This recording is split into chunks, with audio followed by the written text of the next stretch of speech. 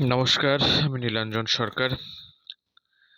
আজকে 30 তারিখ, 30th জানুয়ারি।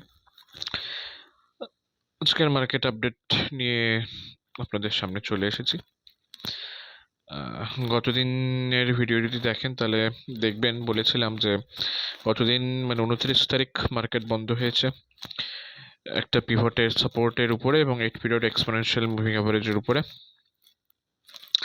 এবং সম্ভাবনা আছে যে এর পরের দিন মার্কেট আপওয়ার্ডস মুভ করবে। দেখা যাচ্ছে যে করেছে। এটা অভিজ্ঞতা, এক্সপিরিয়েন্স, দীর্ঘদিন ধরে মার্কেটকে অবজার্ভ করতে করতে তার একটা নেচারকে বোঝার, চরিত্রকে বোঝার। যে কোনো মানুষই যদি দীর্ঘদিন কোনো কাজ করে তাহলে তার একটা অভিজ্ঞতা তৈরি হয় সেরকম। তো গ্রিন ক্যান্ডেল ফর্ম হয়েছে ডেইলি, এবং মোটামুটি যা হাই করেছে আজকে সে হাইয়ের থেকে একটু নিচেই মার্কেট ক্লোজ দিয়েছে, অর্থাৎ পুরো একটা বুলিশ ক্যান্ডেল ফর্ম করেছে। ডেইলি ক্যান্ডেল থেকে যদি 15 মিনিটসের ক্যান্ডেলে চলে যাই তখন দেখতে পাবো কিরকম ভাবে, 30 মিনিটস না 15, কিরকম ভাবে মার্কেট অ্যাক্ট করেছে।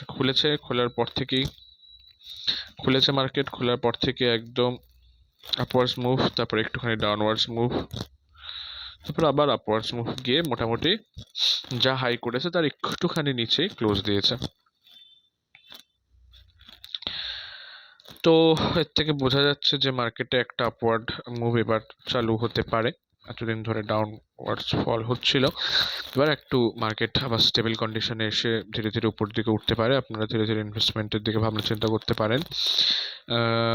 যদি 20 পিরিয়ড মুভিং অ্যাভারেজ, যেটা কিনা এটা 20 পিরিয়ড মুভিং অ্যাভারেজ, সেই 20 পিরিয়ড মুভিং অ্যাভারেজের কে যদি ক্রস করে যায় আগামী দিন, তার উপর যদি ক্লোজ দেয় তাহলে একদম সোজা কিন্তু মোটামুটি মার্কেট অনেকখানি উপরে, প্রায় 23,500 ক্রস করে 23,700 ঘরে চলে যাওয়ার সম্ভাবনা আছে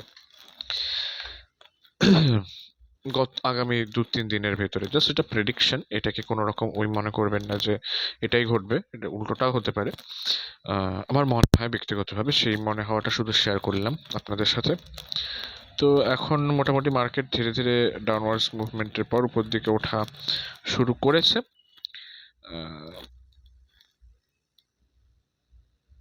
এখান থেকে কিছু এন্ট্রি হতে পারে কিছু কিছু স্টকে। আপনাদের যদি কোনো স্পেসিফিক স্টক জানার থাকে যে এখানে এই মার্কেট ধীরে ধীরে যে আবার টপওয়ার্ডস মুভ নিচ্ছে, তো এখানে কোন স্টকে ইনভেস্ট করা যেতে পারে, তাহলে সেটা আপনি আমাকে কমেন্টে জানান।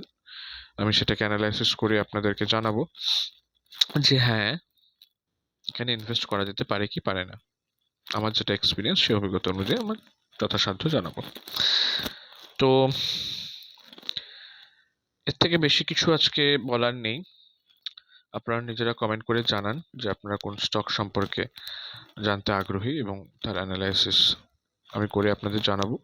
এছাড়া যদি আরও কিছু কোয়ারি থাকে, যদি টেকনিক্যাল অ্যানালাইসিস শেখা বা ইন্ট্রাডেতে কী করে স্টক সিলেকশন করতে হয় সে বিষয়ে আপনাদের জানার ইচ্ছা থাকে, ডিটেলস টেকনিক্যাল অ্যানালাইসিসের উপরে প্রথমে স্টক কীভাবে সিলেকশন করতে হবে এত হাজার হাজার স্টকের ভেতরে, তারপর সেটাকে কী করে টেকনিক্যালি অ্যানালাইসিস করে তাতে ট্রেড বুঝতে হবে এবং এক্সিকিউট করতে হবে, তার স্টপ লস কী হবে, তার টার্গেট কী হবে, মানে কখন প্রফিট বুক করব, এই টোটাল যদি কনসেপ্টটাকে বুঝতে হয়। কারণ আমি ফিউচার অপশন থেকে দূরে থাকতে বলি সবসময়।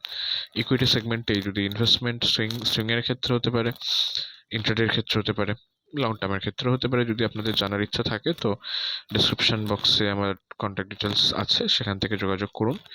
ডিটেলস এই বিষয়ে আলোচনা করা যাবে, এবং প্রফেশনালি এই বিষয়টা আপনারা যাতে নিতে পারেন কাজের জন্য এবং রোজগারের জন্য, সে বিষয়ে আমি গাইডটা ডেফিনেটলি করে দেবো, এবং সেই গাইডেন্সটা প্রফেশনালিই করব।